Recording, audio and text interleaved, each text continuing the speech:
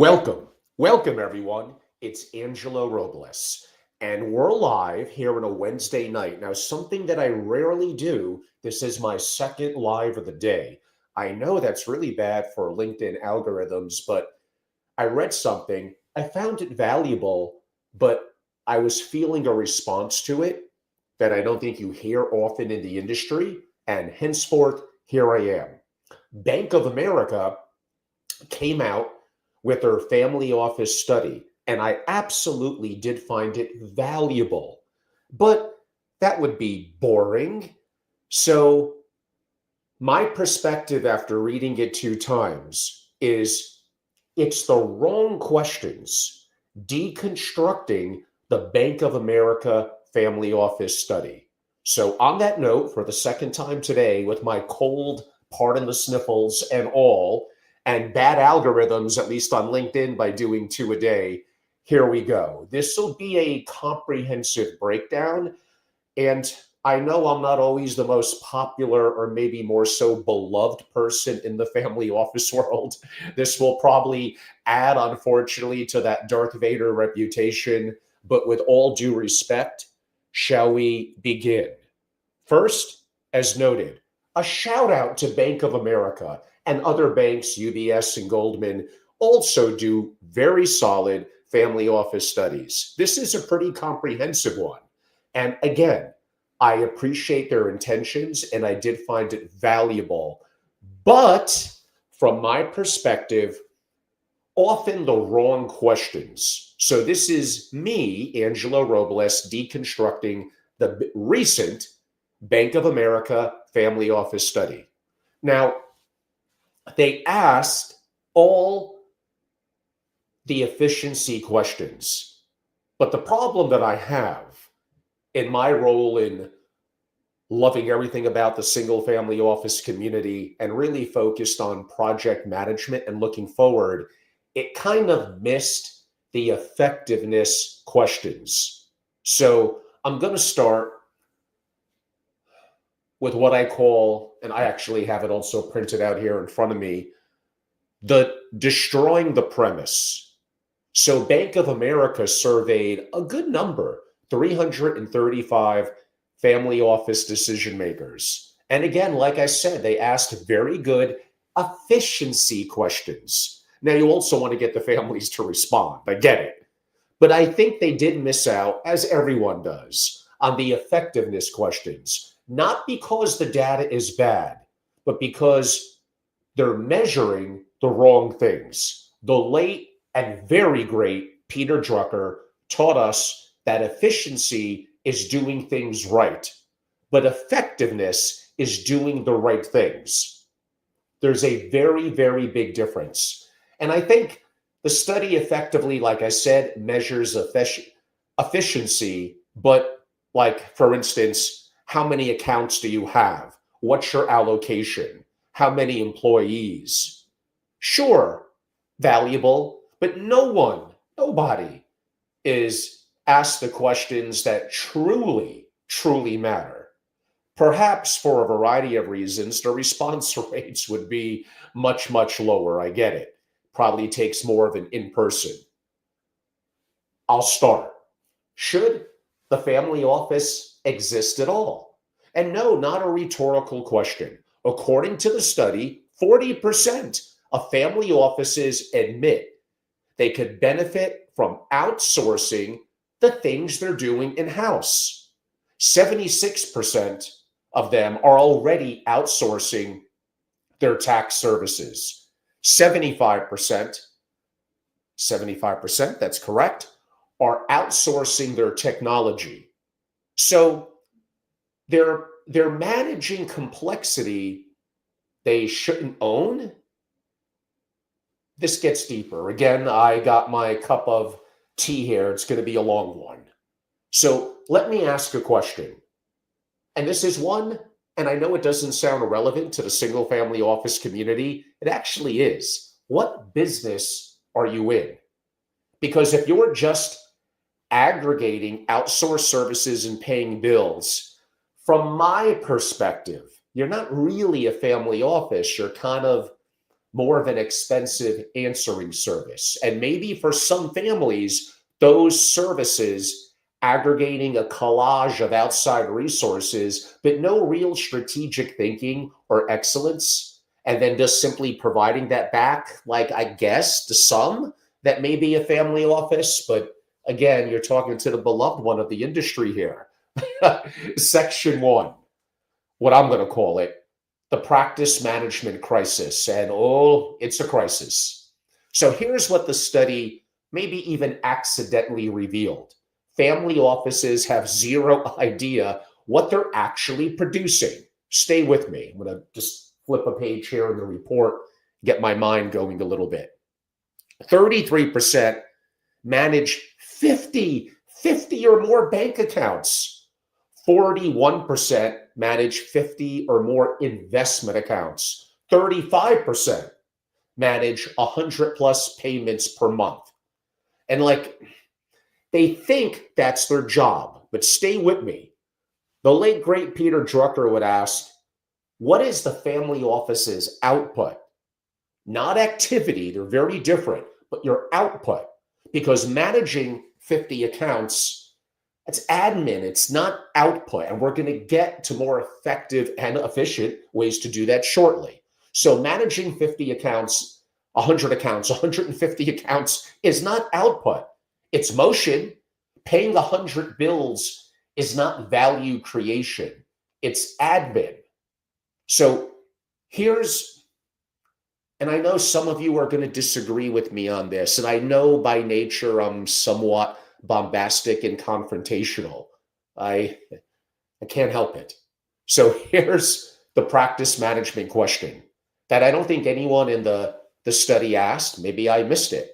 If we eliminated this family office tomorrow, what would the family actually lose? Like, I've done consulting assignments where, yeah, it's that blunt. Like, you just go in with a question like that. Not what would become inconvenient. There is a difference. What would become, or what would be irreplaceable? For most of these family offices, really the honest answer is not much. The banks would still execute, tax firms would still file, and the investment advisors would, well, still advise. The family office is a coordinator, and for some, that may have a purpose. But again, I'm going to get to more effective and way more efficient ways to do that. So that family office is a coordinator, not a creator. And coordination, now here we go, is the first thing that AI commoditizes. And there's one thing in the practice management. One thing in the family office I do know in today's world, because I live and breathe it, feels like 168 hours a week, that is right now AI implementation. So here's the real question. If your family office is your family office, and I know you're going to think this doesn't quite apply to an SFO, but stay with me. Is your family office a profit center or a cost center pretending to be strategic? Because the study shows a lot of family offices were a part of it, that family offices are spending millions to do things that could be, well, I'm going to go with outsourced for less, could definitely be automated with AI, don't require deep strategic thinking or institutional value, and add latency instead of value. That is not effectiveness. That's organizational vanity. So my section 2, deadly questions. We're going to go a little deep here, and I've done this before with my members and consulting assignments. 5 questions to diagnose kind of organizational health. And what I did was I ran this filter. I had a busy last 6 hours. I ran this filter on the Bank of America data. So kind of the question 1, what is our mission? The study says that 40% of family offices were created to collectively oversee wealth. That's not a mission. That's tautology, sure. We exist to do the thing we do. Now, again, hearkening my best Peter Drucker, a mission must define contribution, not function.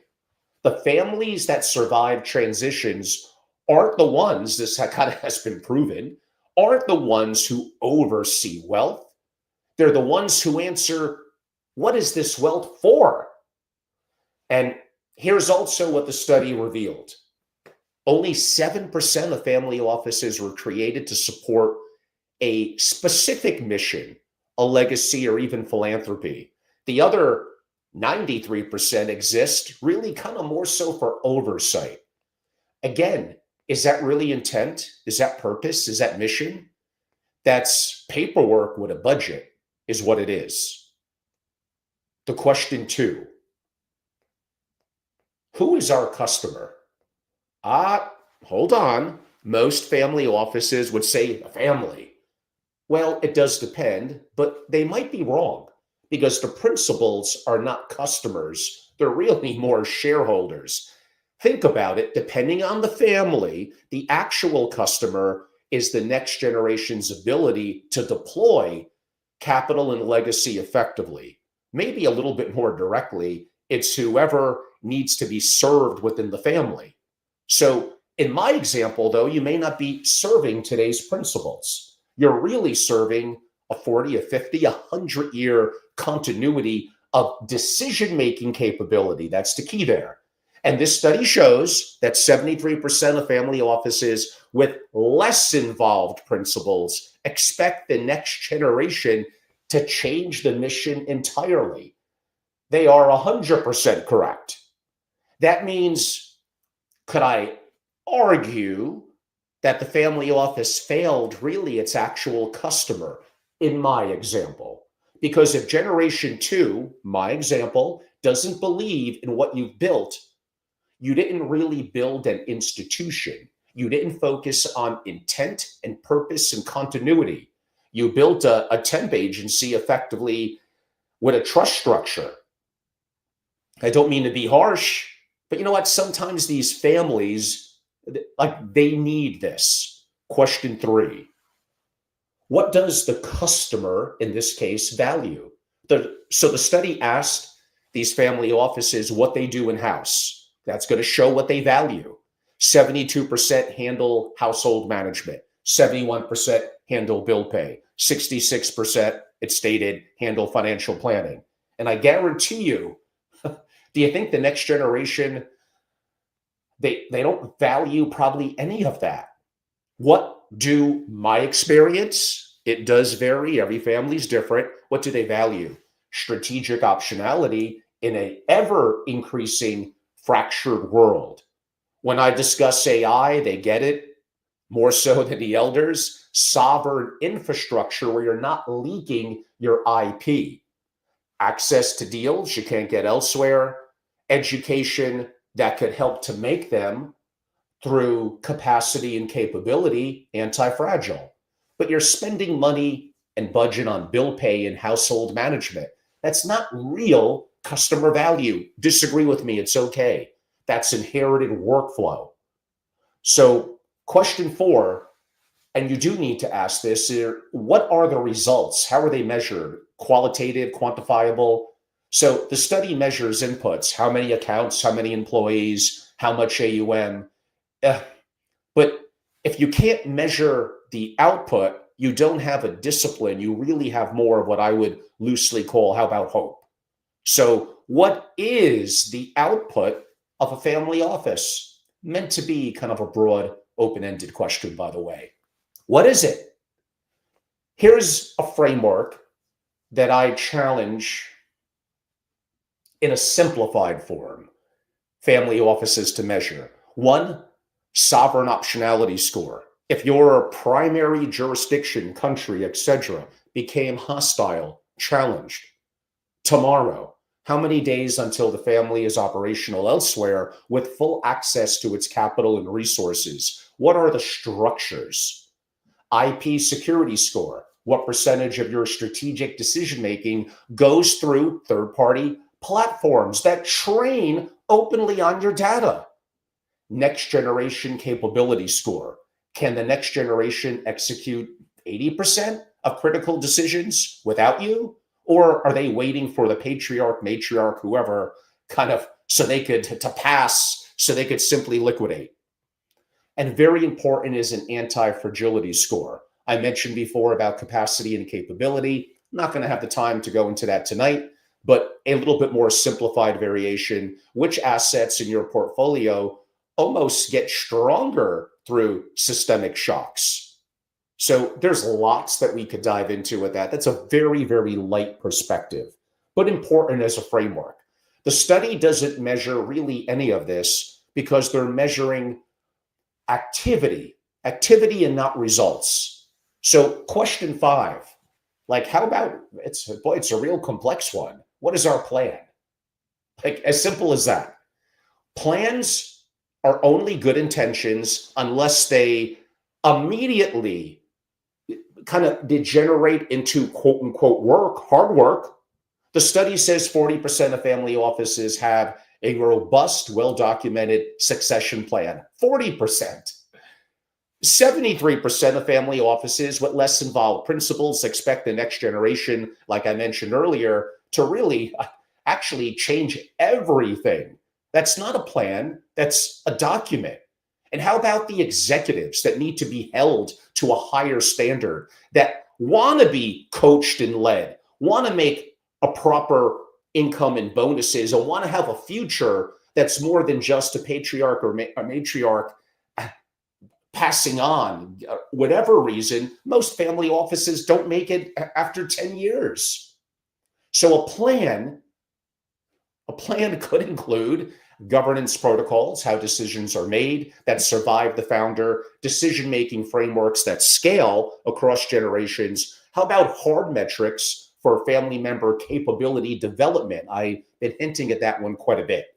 And trigger events and contingency protocols. Instead, they got a directive in the will. Again, like that's hope. That's not planning. What I'll call section 3, the AI practice management revolution. And yes, this is important in this discussion.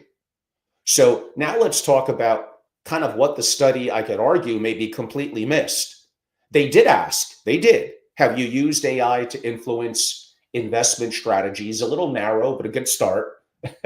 57%, more than I would have thought, said yes. Most of them used it to research companies. That's really not AI transformation. That's Google with a chat bot. You have to understand the platforms, understand how to best prompt, how to follow up, how to make them battle and compete. There's nuances to this that I never go into a family office, even one that's relatively tech fluid, and they got it. They don't. So maybe here's what they could have asked. What organizational functions have you eliminated because AI made them obsolete?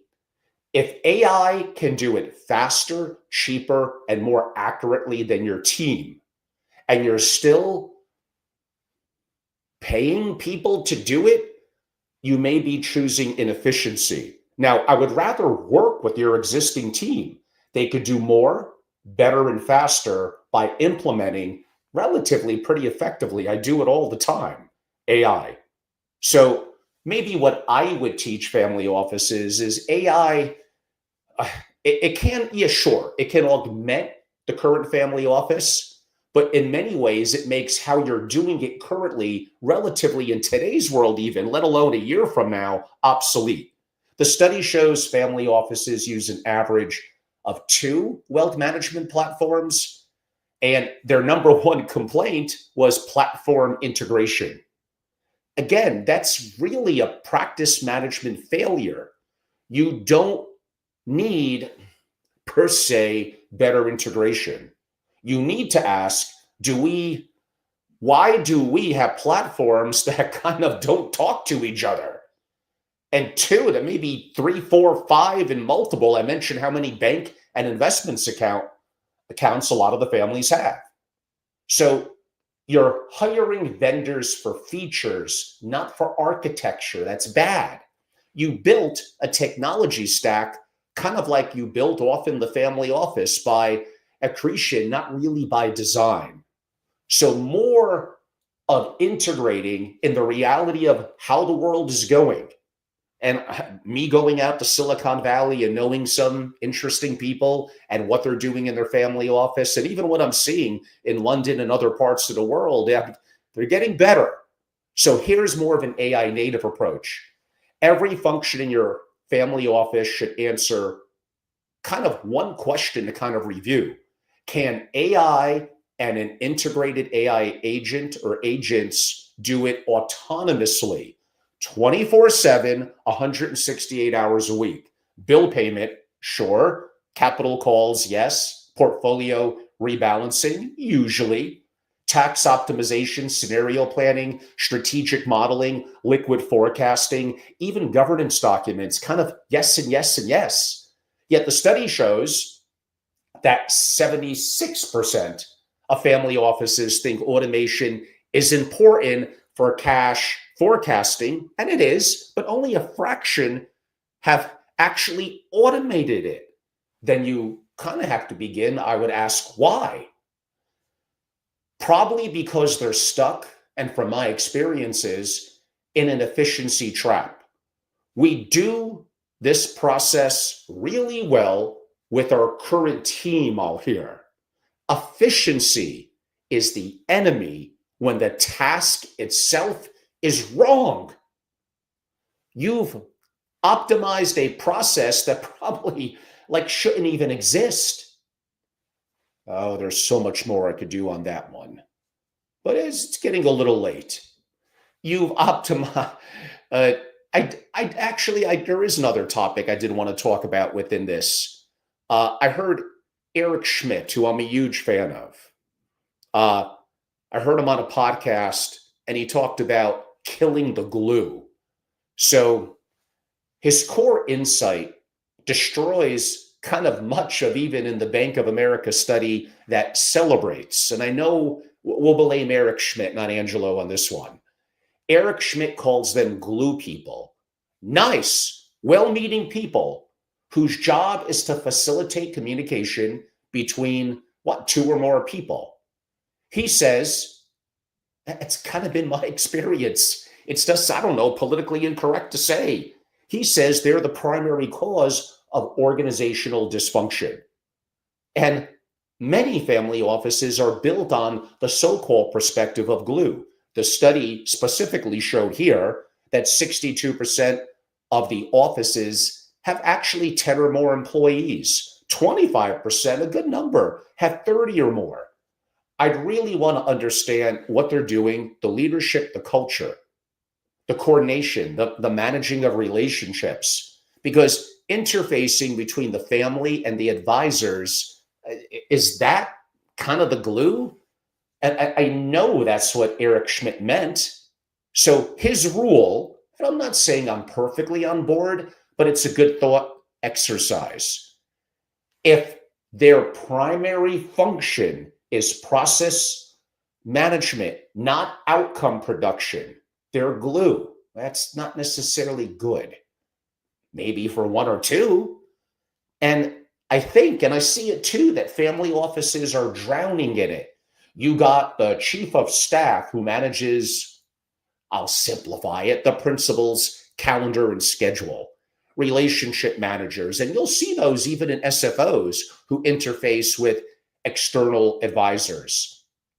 Project managers even who coordinate initiatives. Go back and listen to my interview the prior summer with Nathan Troutman. The man goes into these gigantic 300 to 400 plus employee family offices, and like the worst people to deal with are going to be the HR department, but maybe another subject for a different time.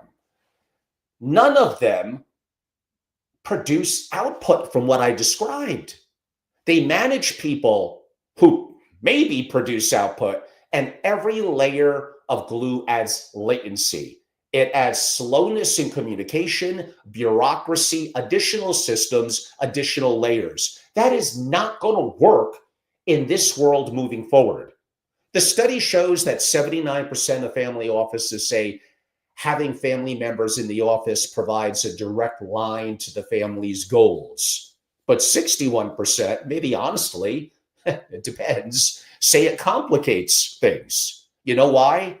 Because probably you hired glue to manage the family members. Instead of giving them more direct access to the work, you gave them the handlers. That's not governance. That really is more insulation. And that insulation, looking what I spoke about earlier, my Detroit paradox, what killed Detroit and Japan crushed it. That was a part of it. And by the way, superstars are underrated. And a team of Spartans, real Spartans, could beat a gigantic army. So people are still, for now, the number one aspect determining of a successful family office. Now, Eric has something called a rule of 10. No initiative gets more than 10 people, period. If you need 12 people, in his example, to make an investment decision, you don't really have a decision-making process. You have a committee designed to avoid accountability. I pretty much agree. Back to what I said about direct access. The principal should be able to reach any subject matter expert in one step. If your, whatever, name an analyst can't get on your calendar without going through 3 people, you don't have a truly efficient, let alone more importantly, effective family office. You have a bureaucracy that happens to be privately held.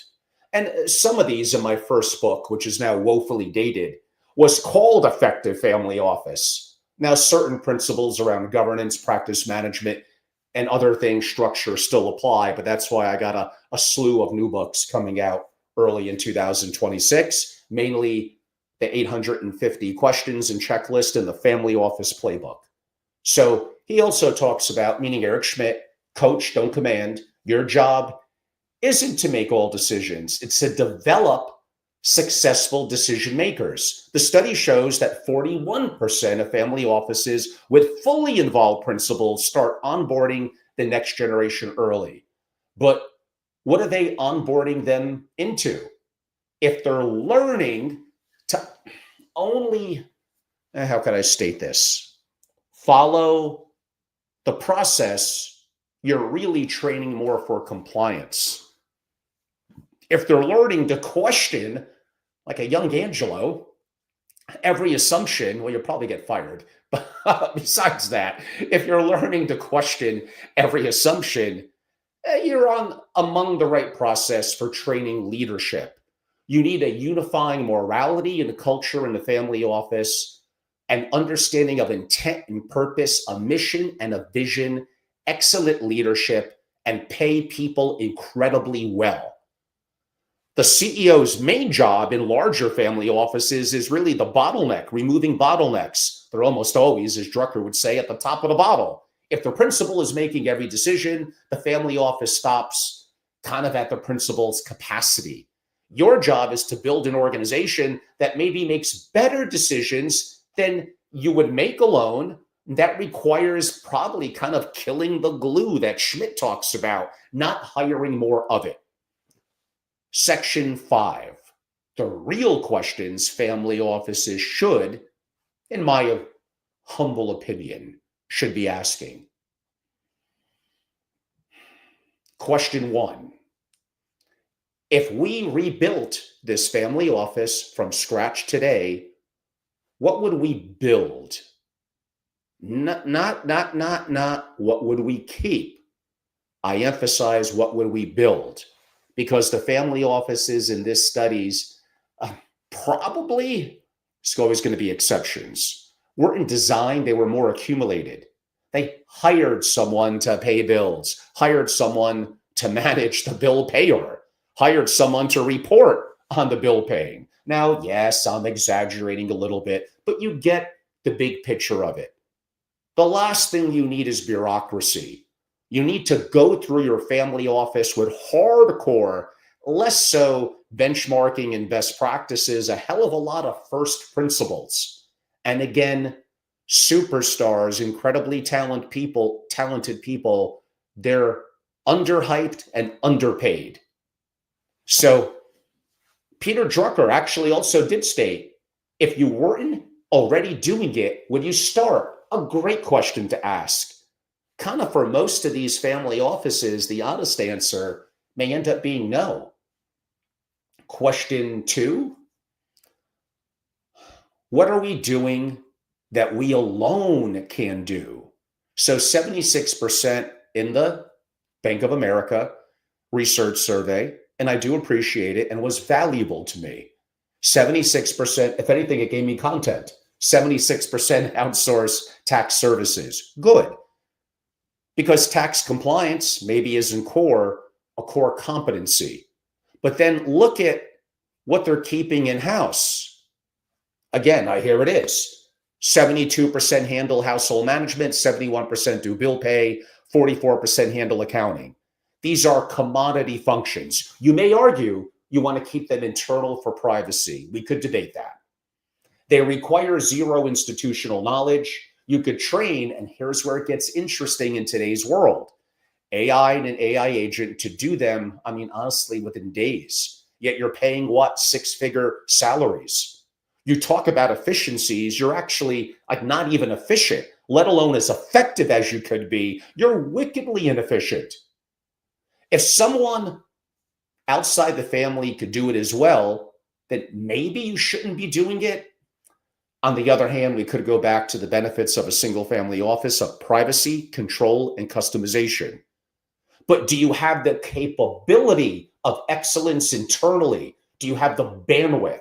Or do you have to add more talent or use technology and resources the way that I'm describing?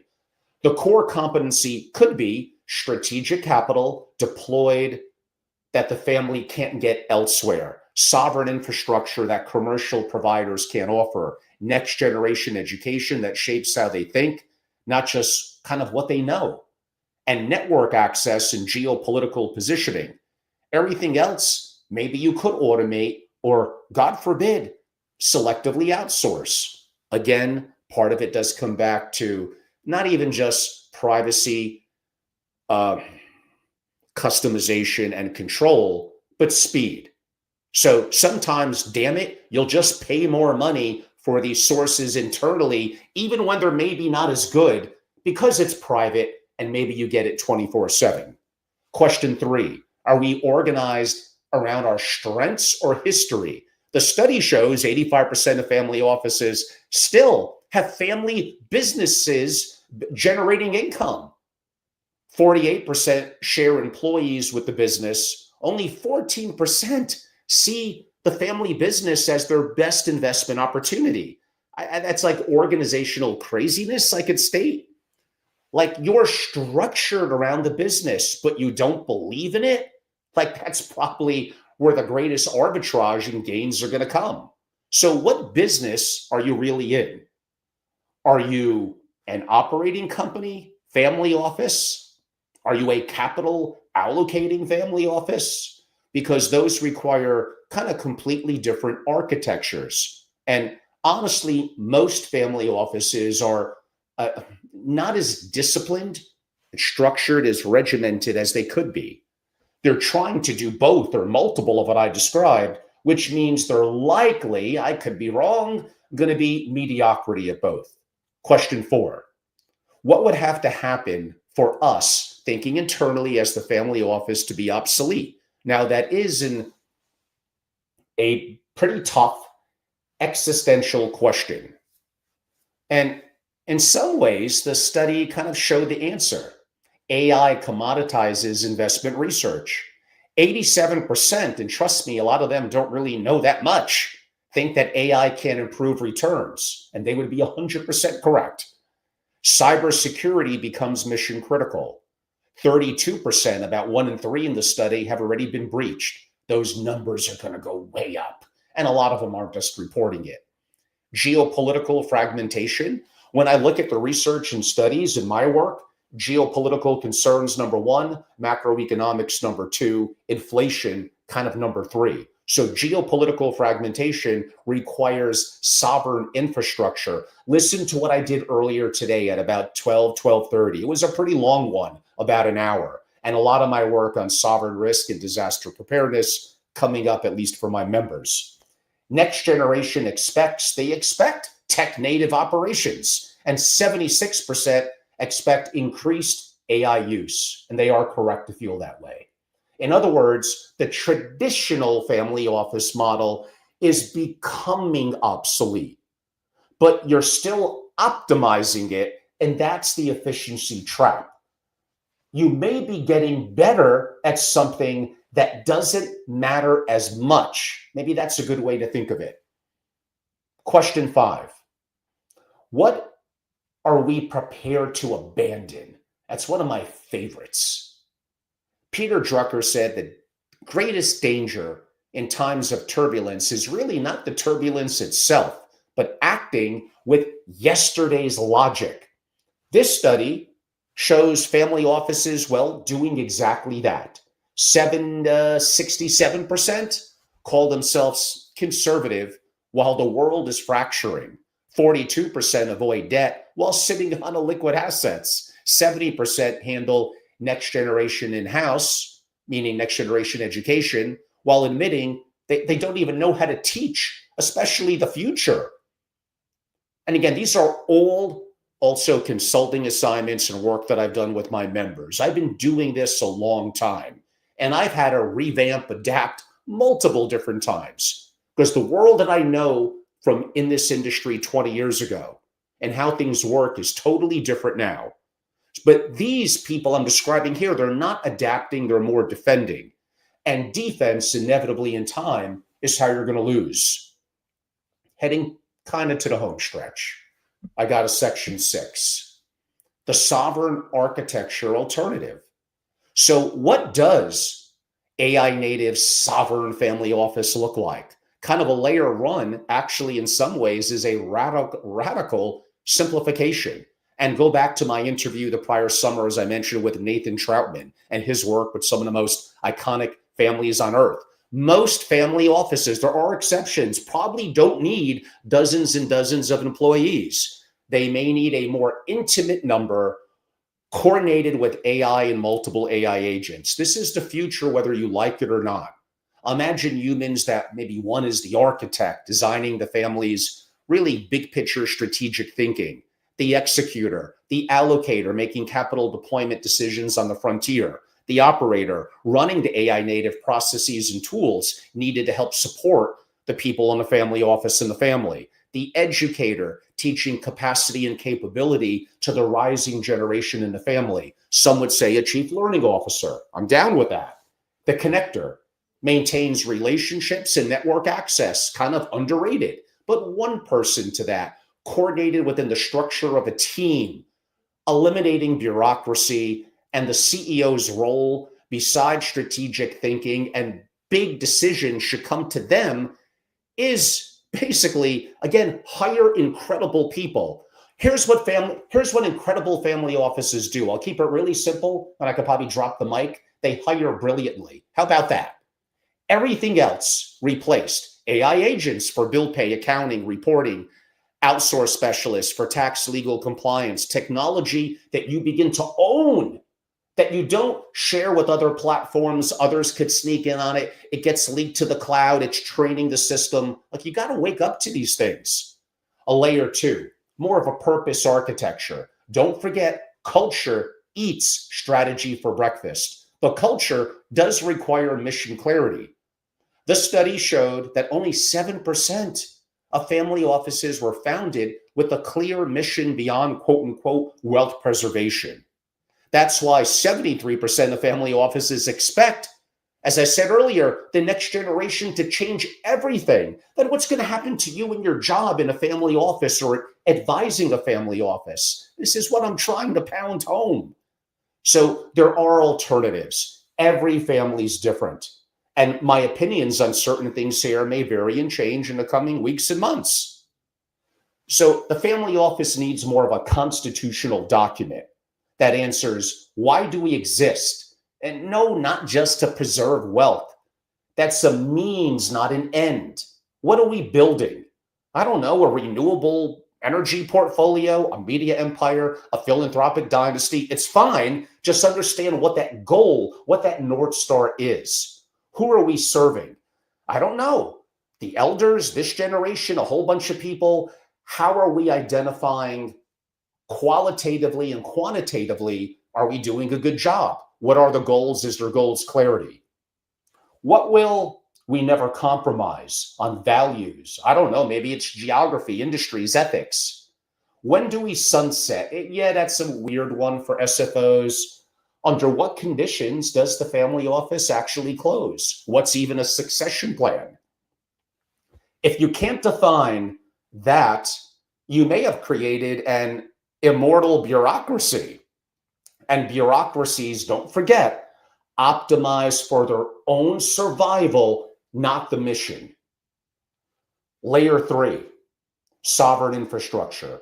The study does show that 2/3 of family offices worry about AI threatening privacy. And I said 32%, about a third admitted, meaning there's way more, have been breached. And that's going to increase radically. We're going to do a lot on that for my members and at my programs in 2026. Only 53% feel knowledgeable about cyber threats. It should probably be a hell of a lot less. I don't think you're that knowledgeable about the cyber threats, especially what's coming enhanced by AI, deepfakes, and inevitably quantum. We'll save that for a different time. Now, again, as I said, they're still using commercial platforms. Imagine using an LLM. We'll pick on ChatGPT, it's a public platform. You're putting in your investment intellect, your questions, and it's feeding a system that bleeds your IP in the cloud. You're storing family data in systems you don't control. That's not a family office. That's a data farm for big tech.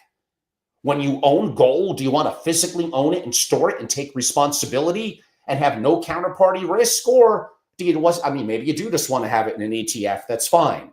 They're two totally different things and serve a quasi different purpose.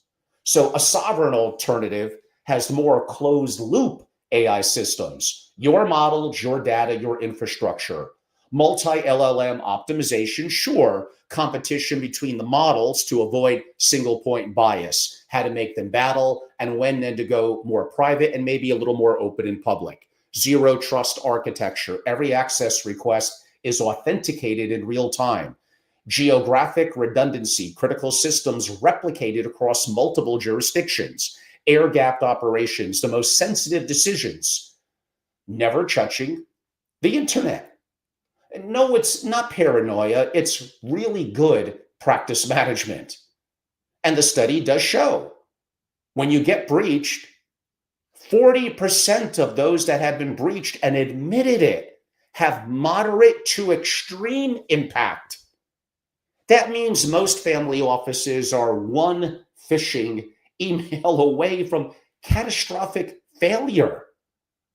Is this risk management? Or is it negligence effectively with a budget? And again, there's really smart bad guys and gals out there that are going to leverage AI 100 times more than you know. And again, new advancements, quantum and all that. This is a very, very dangerous time. In closing, kind of an ultimatum. Peter Drucker taught us that every organization, as I stated earlier, must answer one important question. If we did not already exist, would we, or maybe he said, would we create ourselves today? Maybe I'll be a little nicer and say how we and what would we do different. For most family offices in the study, the honest answer to Peter's question was probably no. They exist because they already exist. They have whatever 33 employees or whatever it is, 7 or 9. In my example of 30 employees, because they hired 29 before they may have realized that they needed 5. They manage 50, 100 plus accounts because nobody ever asked if they should, consolidate that. They pay often millions in inefficiencies and overhead because that's what wealth does. It creates complexity that often justifies itself. And the so-called experts add to that level of complexity to justify their purpose and their meaning and their pockets on your behalf. So here's what's coming. The next generation isn't going to be asking, how do we make this more efficient? I'd like to hope they're too smart for that. They're going to ask, why does this exist exactly? And if the answer is simply to preserve wealth, I don't think that's going to get it done. They may even say, sell it all, put it in an index fund, fire everyone, let's save millions of dollars, simplify my life, be liquid, and give me my share. I'm not saying I approve of that. I am the most biggest advocate in the world for the single family office, but we got to do better. Now, again, preservation itself is not really a purpose. The families that survive this transition are the ones that can answer, what are we building that matters more than the wealth itself? Not what are we preserving? The emphasis of what I said is what are we building?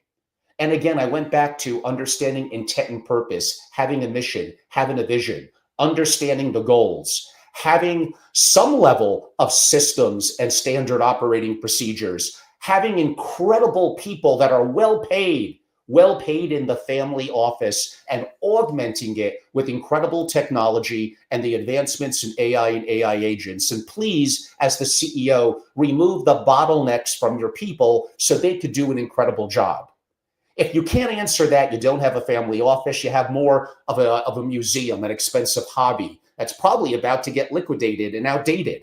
The Bank of America study, which was valuable for me, but it measures activity, and I'm asking you to measure purpose. They measured, which was valuable, how many accounts you have. I'm asking what you're using them like to build. They asked if you've tried AI. I'm asking if you eliminated what you could eliminate and become more effective and efficient utilizing AI. And right now, my God, 3 years from now, like you better get on it now. You're going to do more, better, and faster, effectively, immediately, within 30 days. If you attended my masterclass, were a member, asked me questions, or a consulting assignment. Because the question really isn't whether AI can help your family office, though there's no doubt about that. The question is whether AI makes your traditional family office somewhat obsolete. And for many, I'm not even going to say most, for many, the answer is yes. But there's a chance you could build, you could rebuild, starting actually, for what I said even a minute ago, I left out maybe the most important part. Start with first principles. Then build around intent and purpose with sovereign infrastructure and maybe radical, like I hinted at earlier, simplification. And no, it's not really a consulting engagement. It's more of existential surgery. Man, I didn't really expect to be doing this tonight. I almost never do 2 lives in one day. And I put a lot of energy and time into the one I did earlier, which was really, really deep and intense. Watch it on LinkedIn, X, or YouTube if you don't get too bored. And something you're just not hearing about in the family office world that is going to segue into one of the big focus of mine in 2026 with sovereign risk and disaster preparedness for family offices. As I more travel the world and speak and work and meet members and consult the families in Europe, Mexico, LATAM, and got some interesting things coming up in the Middle East, I'm excited. It's an interesting time. But I read that report, Bank of America, and again, a good job. I did find it valuable. I'm just a prickly kind of guy, and I just think differently and wanted to ask a different twist and perspective, an addition to it. But I do appreciate Bank of America. Great job overall. So again, I hope you enjoyed it. I know some of you may felt I was a little critical, a little difficult.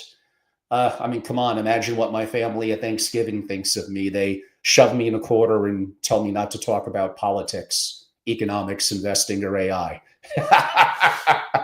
Pretty much true. Well, this was great. I don't know if I'm going to do something live tomorrow, meaning Thursday. I do have a couple of topics in November that I kind of wrote out and fleshed out. We'll see if I'm kind of feeling it. I do got some guests upcoming in the coming week or two. I hope you have a chance to enjoy it. And again, I do love the single family office community. I just think there's so much room for improvement. And I'm just not seeing where a lot of you are getting it elsewhere. A lot of the areas around structuring, understanding geopolitical risk, macro investing, definitely AI, the sovereign things I'm talking about. Like, I'm just not seeing a lot of those conversations. And I have some wonderful people that I know within the industry. And some of them reach out and say, like, God, the things you talk about, we're kind of on board, but we just can't really mention or talk about those things. So give it to me. Let me be the bad person within the industry, so to speak, an industry that I do love. And I appreciate all of you that are watching or listening live or watch this on recording. I may distribute this one out to a larger segment in one of my databases. And again, lots going on. I've been talking about it a lot this week. I'm going to wrap up the year very strong. I have a program in Miami in January, just weeks away, 5 days in Palm Beach, actually the week of March 16th. That's going to be a lot of fun. And multiple AI, sovereign risk, and creating a top 1%, 3 different master classes, maybe 2 out of the 3 digital downloadable. Members get it no cost, others have to pay. But I love to do these with my dream team in person. So those are the most valuable. And again, members get it all. They get it all inclusive, including my most proprietary content, and really wanting to solve problems, to get the difficult questions, to deal with the challenging. So you could go to angelorobles.com. You could learn more. It's easy to become a member, be a part of my private intelligence and strategy community. Yeah, it's not cheap, but you're part of an incredible community, incredible programming, peers, thought leaders, and unique content that I just know that no one is providing and living through within the family office community. There's some comments came in. Efficiency is a process. Effectiveness is an objective. If you're truly efficient, you are also effective by default. I may disagree, but actually nothing I love better than, one, me learning from you and others, and maybe having strong opinions but weakly held. We all get caught in echo chambers. We all fall prey to anchoring. And as someone who does active debates on geopolitical and other issues, I try to fight that so much. So Juan, share more. I want to learn. DM me, email me, share content, open up my mind to something that maybe I'm a little closed on. And I appreciate that. I appreciate all of you that comment, even some of the crazy comments that come in. YouTube is interesting. It's a little different between the comments from LinkedIn and the comments from YouTube. But I do love you all on YouTube. Very appreciated. So again, I don't mean to criticize the Bank of America study. I appreciate they do it. I have it. I read it. It's a resource of mine. It provides value to me and helps me clarify the work that I do as a membership organization, hosting masterclasses and consulting. I'm just Angelo being Angelo. I look at things a little differently. I'm extremely first principles and practice management focused. And I'm just incredibly active, as you all know, in the world of AI. And I just see it already, let alone 6 months, 18 months, 3 years from now, doing incredible things, literally doing incredible things at the moment. Do more, better and faster, flat out, period. Go to angelorobles.com and learn more. Everyone, appreciate your time. Have a wonderful evening. If you're watching it live, you can all reach out to me, also email at angelo@angelorobles.com. A little bit unique tonight, a little bit of fire and passion. I hope you enjoyed it. Thank you all so much. Have a great evening.